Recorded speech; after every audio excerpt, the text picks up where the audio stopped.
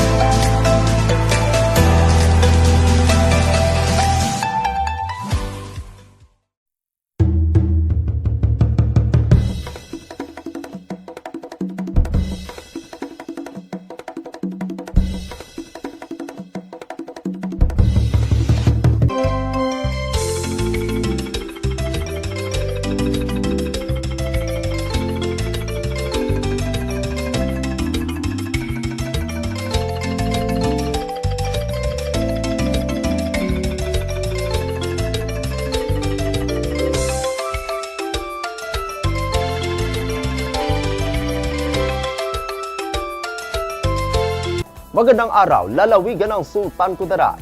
Narito na ang mga pangunahing balita sa Sultan Kudarat Headliners ngayong Mayo 4, taon 2024. 8,602 MCOs dumalo sa Sukelco 45th AGMA at 5th SECA. Narito ang ulat. Umabot sa kabuuang 8,602 na member consumer owner o 5.6% na kabuuang bilang ng mga kasapi ang dumalo sa Sukelco 45th Annual General Membership Assembly o AGMA at 5th State of the Electric Cooperative Address o SECA. Nitong araw, ika-4 ng Mayo taong kasalukuyan na ginanap sa Sultan Kudarat Provincial Sports Complex, bayan ng Isulan, lalawigan ng Sultan Kudarat. Sa temang Achieving the Goals of Rural Electrification, Recognizing the Role of Enhanced MCO Engagement in Empowering Filipino Communities, dito ipinakita ang kooperatiba ang kanilang mga nakamit sa aspeto ng pinansyal, institusyonal at teknikal na operasyon.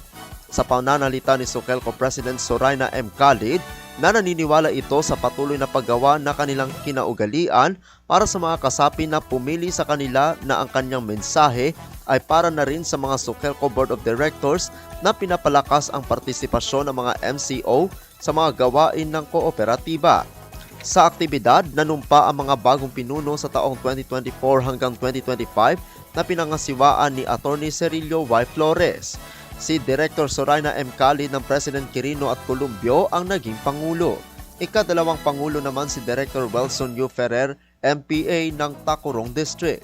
Kalihim naman si Director Vivencio E. Necesito Jr. ng Debac District.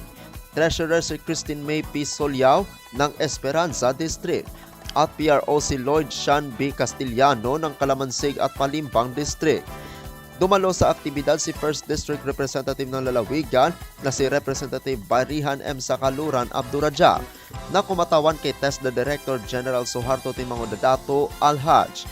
Sa kanyang mensahe, binati nito ang Sukelco at sinigurado nito ang suporta sa mga programa para sa rural electrification.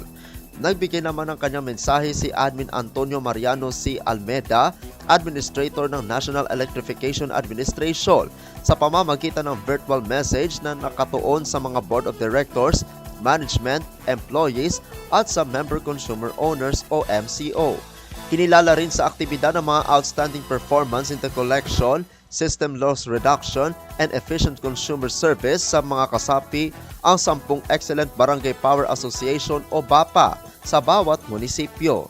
Nagkaroon din ng tribute kay Director Rene Apolinario, outgoing Director ng Bagong Bayan at Senator Ninoy Aquino District, sa kanyang pagiging Director na 9 na taon mula unang araw ng Mayo taong 2015 hanggang ika-30 ng Abril taong 2024. Sinundan naman ito ng business meeting sa pag-adapt at pag-aproba ng mga agenda gaya ng ulat ng General Manager, Board President at Treasurer.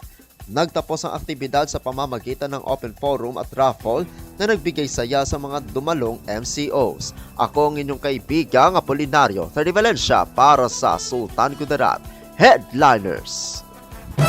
Sultan Kudarat Vice Governor sa Kaluran at Representative sa Kaluran Abdurrajak bumisita sa labi ni dating Alkalde Agduma. Narito ang ulat.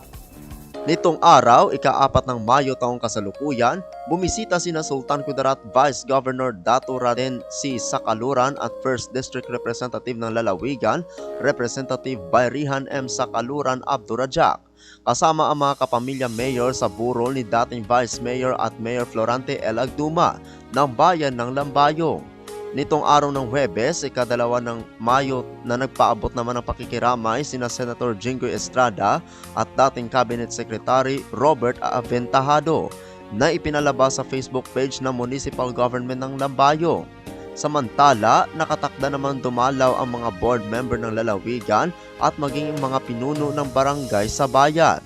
Magsasagawa naman sa susunod na linggo ng necrological service ang LGU Lambayong sa namayapang alkalde. Pumanaw si dating Mayor Florante L. Agduma noong ika-29 ng Abril taong kasalukuyan dahil sa komplikasyon at nakatakda naman ito ilibing ngayong darating na Sabado, ika-11 ng Mayo taong kasalukuyan sa Lambayong Public Cemetery. Siya ang ama ni kasalukuyang alkalde ng bayan ng Lambayong na si Mayor Ferdinand Agduma at pumanaw ito sa edad na 77 taong gulang.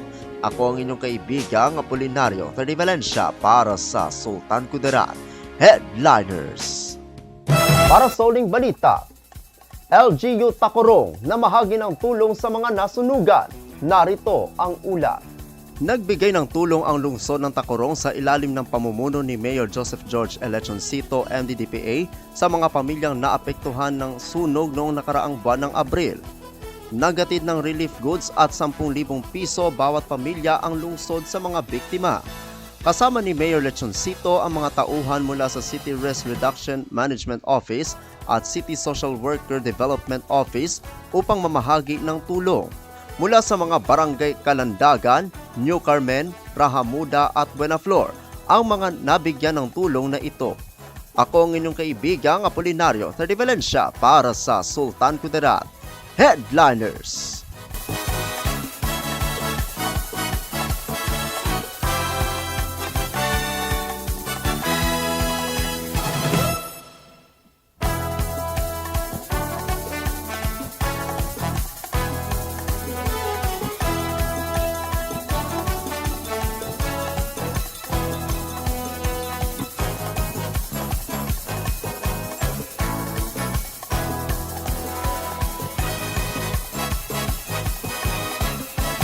Atin ang kabuuang mga balita sa araw na ito. Balitang kailangan ninyong malaman.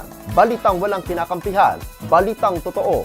Balitang may dalang aral at inspirasyon. Ito ang Sultan Kudarat Headliners. Hanggang sa Lunes, happy weekend. Maraming salamat at magandang araw, kaibigan.